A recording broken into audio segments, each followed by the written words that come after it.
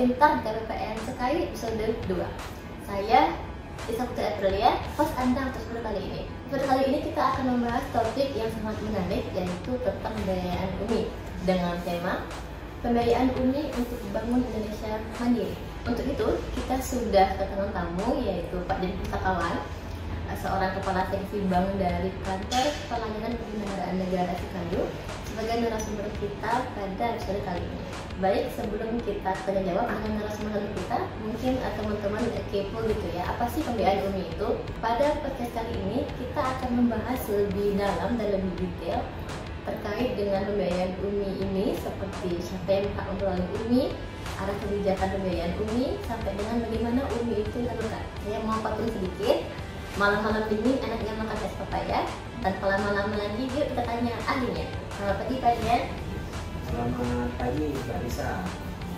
Terima kasih pada sempat datang untuk di podcast kita pada hari ini.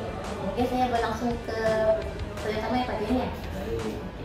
Mungkin kalian boleh menegaskan lagi nih oleh ahlinya nih, pengertian atau definisi dari pembiayaan itu apa sih Pak Dian? Baik, terima kasih Mbak Lisa. Sebelumnya saya pengen mengucapkan terima kasih dulu nih sudah diundang di acara Ngopi Skui terkait dengan pembiayaan ini. Pembiayaan UMI atau pembiayaan ultramikro itu merupakan salah satu program pemerintah yang menyediakan pembiayaan bagi usaha ultramikro, terutama yang memang belum dapat mengakses program pembiayaan dari perbankan. Pembiayaan UMI ini merupakan tahap lanjutan dari program bantuan sosial untuk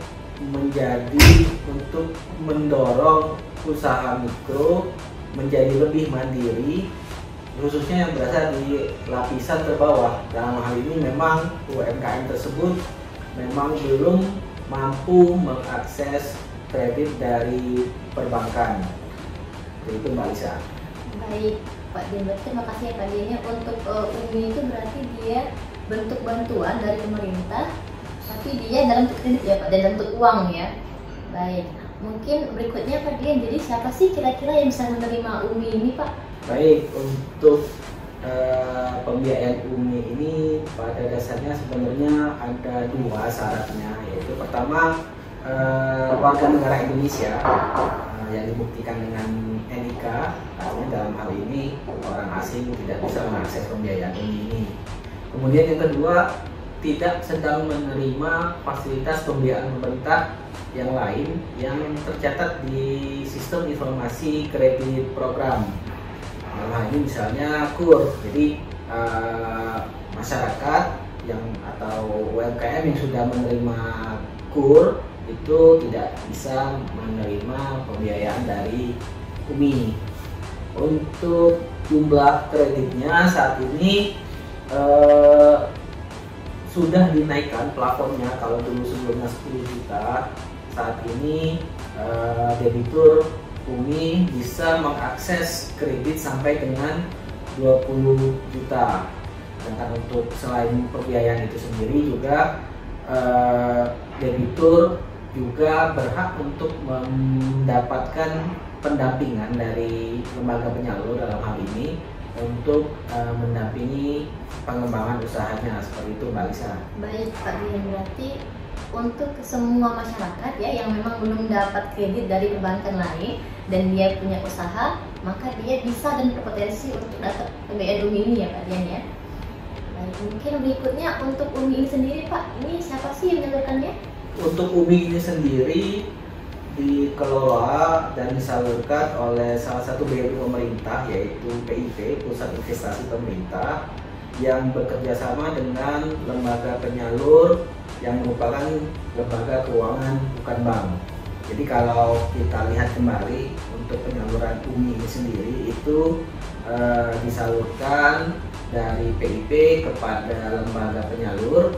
Dalam hal ini misalnya Pegadaian atau Permodalan Nasional Madani, untuk kemudian dari lembaga penyalur tersebut disalurkan ke debitur-debitur yang berhak, seperti itu. untuk menjadi penyalur UMI sendiri itu ada beberapa persyaratan. Yang pertama, mempunyai pengalaman dalam pembiayaan UMKM, kemudian juga berkinerja baik, dan satu hal lagi, lembaga penyalur tersebut harus terkoneksi dengan SIKP UMI, karena nanti untuk penyaluran itu sendiri itu selalu mengacu ke data yang tercatat di SIKP UMI itu sendiri. Demikian Mbak Isa. Baik Pak Den, berarti untuk penyalurnya itu berarti dari KBB ya Pak Den, dan mungkin yang di sini kita dengar itu memang dari Pegadaian dan PNM.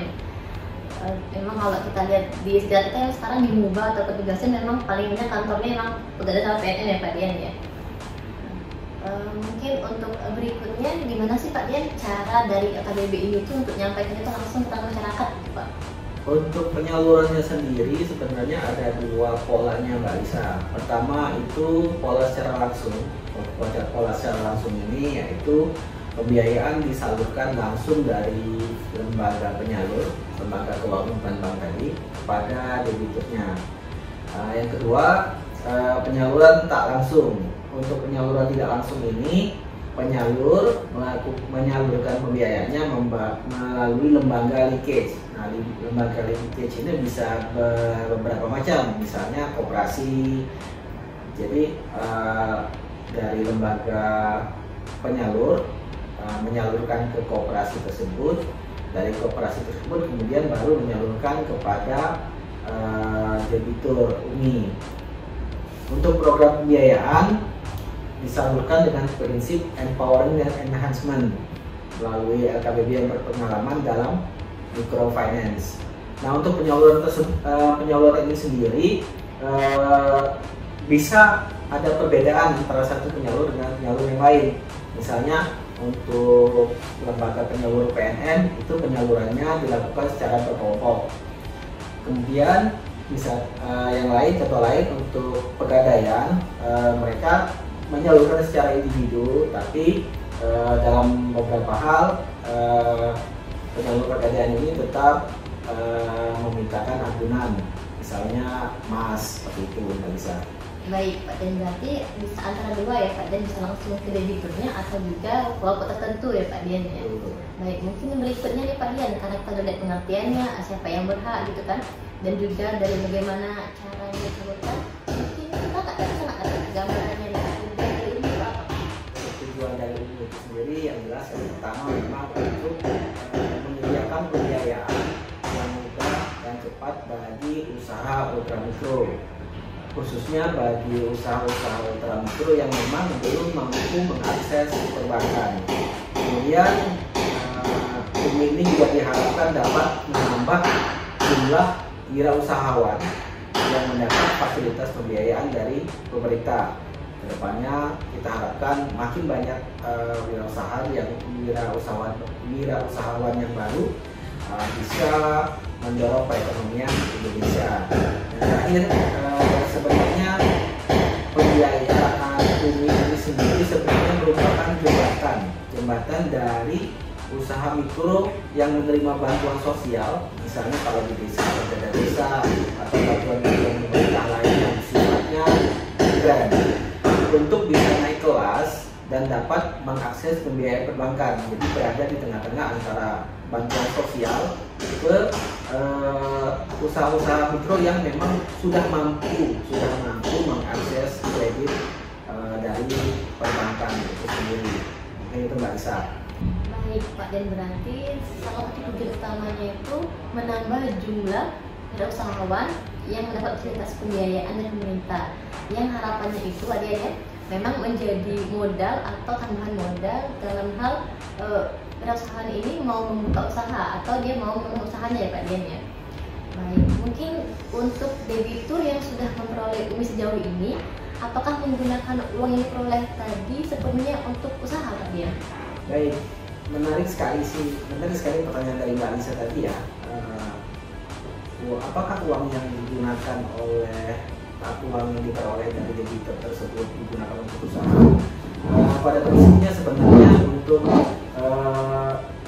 pembiayaan UMI tersebut memang digunakan untuk usaha produktif. Namun dari beberapa kajian, misalnya dari kajian dari BLU itu sendiri, BLU PIP itu sendiri, dan dari Women World Banking tahun 2021 didapatkan informasi bahwa hanya 22,4% pelaku UMI yang berorientasi naik kelas. Nah, mayoritas pelaku UMI yang menerima kredit UMI ini sendiri digunakan untuk memenuhi kebutuhan sehari-hari atau 40,8%. Dan apabila sudah mencukupi, sebagian debitur UMI ini tidak memiliki aspirasi untuk berkembang lebih lanjut. Jadi kalau kita menyimpulkan dari data tersebut, memang tidak semuanya kredit UMI ini sendiri digunakan untuk mengembangkan usahanya.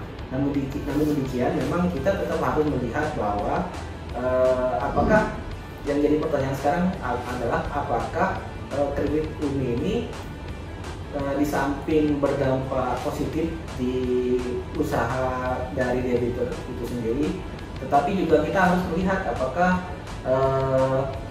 kredit UMI ini juga berdampak pada kesejahteraan dari debitur itu sendiri. Itu yang menurut saya juga penting untuk dilihat, seperti itu, Mbak Lisa. Baik Pak, dan berarti menurut data memang masih banyak ya Pak ya masyarakat yang menggunakan kredit UMI tadi hanya untuk memenuhi kebutuhan sehari-hari dia saja, bukan untuk usaha. Nah, mungkin ke depannya baru mau diarahkan ya Pak ya, dampak dari UMI ini bukan cuma untuk naik kredit dari UMI tersebut, tapi juga meningkatkan kesejahteraan debiturnya dari cara tadi pemotongan dari bisnis tadi ya Pak Dian ya. Nah, mungkin pertanyaan berikutnya nih Pak, untuk sekarang pengukuran dampak dari UMI sendiri gimana Pak? Untuk dampak dari pembiayaan itu sendiri, kita bisa melihat dari dua sisi ya Mbak. Yang pertama dari sisi nilai keekonomian pribadi, dan kedua dari nilai keekonomian usaha itu sendiri. Kalau dari keekonomian pribadi itu kita bisa melihat misalnya dari pengeluaran listrik per bulan, kemudian juga bisa melihat dari konsumsinya, dari kondisi rumahnya, bisa juga dilihat dari kendaraan yang dimiliki, jumlah tabungan, atau juga jumlah anak-anak, rasio anak-anak yang tidak sekolah. Kemudian dari keekonomian usaha, dari nilai keekonomian usaha kita bisa mengukurnya misalnya dari aset yang digunakan untuk usaha mereka itu sendiri, kemudian dari omset usaha, bisa juga jumlah tenaga kerja yang dimiliki. Mekanisme penilaian itu sendiri dilakukan melalui survei yang dilakukan kepada debitur ini itu sendiri sebanyak 2 kali. Yang pertama, survei dilakukan ketika dia menerima kredit atau pembiayaan UMI itu sendiri. Jadi kita akan memotret kondisi awal dari debitur itu sendiri seperti apa ketika dia menerima pembiayaan UMI itu sendiri. Kita menyebutnya ini survei baseline. Kemudian kita melakukan survei kembali kepada debitur yang sama 1 tahun kemudian. Jadi kita ini memotret kondisi keekonomian pribadinya dan keekonomian usaha dari debitur sendiri 1 tahun setelah dia menerima kredit pembiayaan itu sendiri. Jadi kita potret awal, kemudian kita potret setahun kemudian. Nah, dari sini kita bisa lihat apakah ada perubahan antara ketika dia awal menerima kredit itu sendiri, kemudian setelah dia 1 tahun setelah menerima kredit itu sendiri. Misalnya kita lihat dari nilai ekonomi pribadi, kita bisa lihat kondisi huniannya, kondisi rumahnya ketika dia menerima kredit ini seperti apa rumahnya. Kemudian 1 tahun kemudian kita survei kembali, kita lihat kembali kondisi rumahnya, apakah ada perubahan, apakah ada peningkatan, atau malah ada penurunan seperti itu. Begitu pula dengan usahanya, kita potret nilai aset usaha tersebut, debitur tersebut, kita lihat omsetnya, kita lihat misalnya pada awal menerima kredit pembiayaan ini omsetnya berapa, kemudian 1 tahun setelah menerima pembiayaan ini omsetnya seperti apa, apakah ada perubahan, kenaikan atau malah penurunan seperti itu. Baik Pak, dan berarti antara dua ya Pak Dian, ya sudah keduanya juga ya, antara keekonomian pribadinya naik atau keekonomian usahanya yang naik ya Pak Dian. Kalau misalnya dalam artian debitur ini secara pribadi dia nggak naik, dia nggak nambah aset motor, dia nggak nambah aset rumah tangga, tapi dia secara nilai usahanya dia naik ya Pak Dian.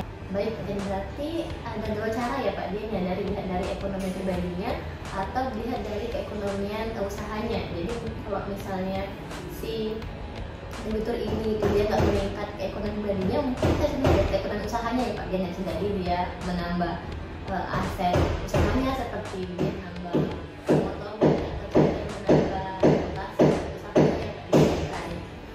Mungkin untuk pengukuran di tahun 2021 itu sudah ada nggak datanya Pak Dian? Untuk uji dampak dari pembiayaan UMI itu sendiri memang sudah dilaksanakan mulai dari baseline untuk semester 2 2019 sampai dengan endline semester 2 2020, jadi 1 tahun. Dari hasil survei yang diperoleh itu terdapat kenaikan nilai keekonomian debitur, baik itu dari nilai keekonomian pribadi maupun nilai keekonomian usaha. Begitu pula untuk pengukuran baseline semester 1 2020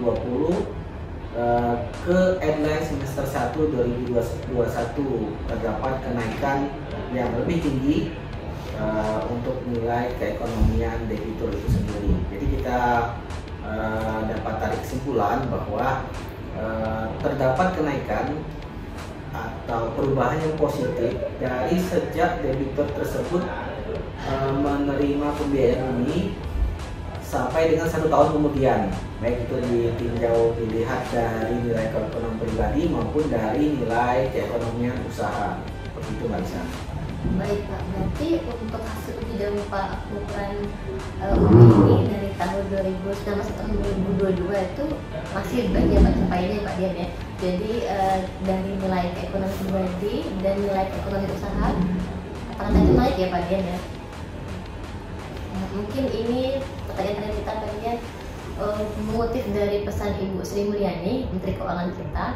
Katanya kan di APBN itu banyak instrumen untuk empowering UMKM. Namun selama ini kanwil-kanwil Kementerian Keuangan di daerah bekerja masing-masing tanpa ada sinergi, sehingga peran kanwil sebagai ujung tombak Kementerian Keuangan di daerah tidak dapat berperan maksimal. Jadi swasta dengan anggaran yang jauh dari pemerintah itu mampu memberikan dampak yang lebih besar dibandingkan pemerintah. Kementerian Keuangan sebagai bendahara negara diharapkan mampu mengoptimalkan sumber daya keuangan agar dirasakan dan berdampak luas di UMKM.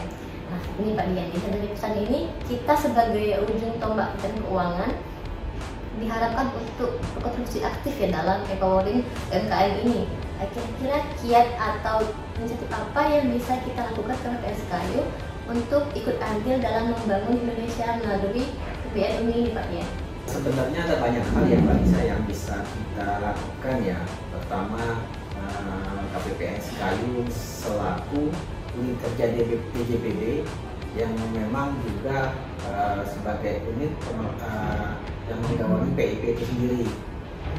Salah satunya misalnya pertama tentunya kita mendukung pelaksanaan pembiayaan UMI itu sendiri, mendukung program kerjanya PIP.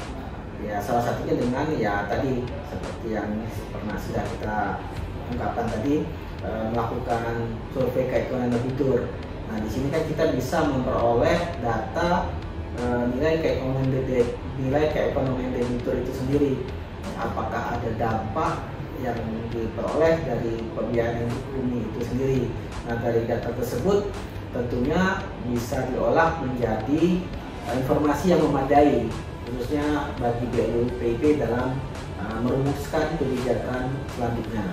Kedua, kita bisa berkoordinasi dengan penyuluh di daerah untuk menginventarisasi permasalahan yang mungkin timbul dalam penyaluran UMI itu sendiri. Hasil pemetaan tersebut itu akan sangat berguna bagi PIP untuk mengevaluasi program-program yang telah dilaksanakan. Yang ketiga, tentunya mensosialisasikan pembiayaan ini itu sendiri, misalnya kepada pihak Pemda ataupun Satker Mitra Kerja KPPN. KPPN juga dapat memetakan lembaga-lembaga di daerah yang berpotensi menjalin kerjasama dengan PIP dalam penyaluran UMI. Jadi kita harapkan ke depannya semakin banyak lembaga penyalur yang bekerjasama dengan PIP untuk menyalurkan pembiayaan UMI itu sendiri, termasuk juga untuk lembaga-lembaga linkage yang memang memungkinkan untuk bekerjasama dengan PIP. Dan terakhir, tentunya kita harus mendukung UMKM itu sendiri secara langsung. Misalnya kita punya kantor di daerah menyediakan pojok UMKM atau etalase-etalase yang dapat memajang hasil-hasil produk dari UMKM tersebut. Jadi apabila ada tamu KPPN bisa sekaligus melihat-lihat hasil produk dari UMKM itu tersebut. Dan juga tentunya kita juga bisa membeli dari produk-produk itu sendiri, baik untuk kebutuhan pribadi kita maupun kebutuhan kantor itu sendiri. Mungkin demikian Mbak Alisa. Baik, karena tadi adalah yang terakhir kita, saya boleh langsung menutup dengan statement. Indonesia adalah sebuah negara, dan dalam negara itu ada rakyatnya. Maka kemandirian ekonomi tiap rakyatnya adalah akar dari kemandirian ekonomi negara Indonesia. Maka mulailah bangun ekonomi pribadi kita, gunakan instrumen pemerintah yang ada agar kita dapat membangun Indonesia yang mandiri bersama. Baik teman-teman penonton dan pendengar podcast Ngopi Sepuh KPPN Sekayu, kita sudah tiba di ujung podcast ini. Terima kasih kepada teman-teman semua dan ibu-ibu sekalian yang sudah menonton sampai akhir podcast kami. Saya mohon maaf apabila ada kata-kata yang kurang berkenan selama podcast ini disiarkan. Kepada Allah saya mohon ampun. Dan saya mau menutup dengan pantun, pohon rimbun minyak buahnya. Sampai jumpa di podcast kami selanjutnya.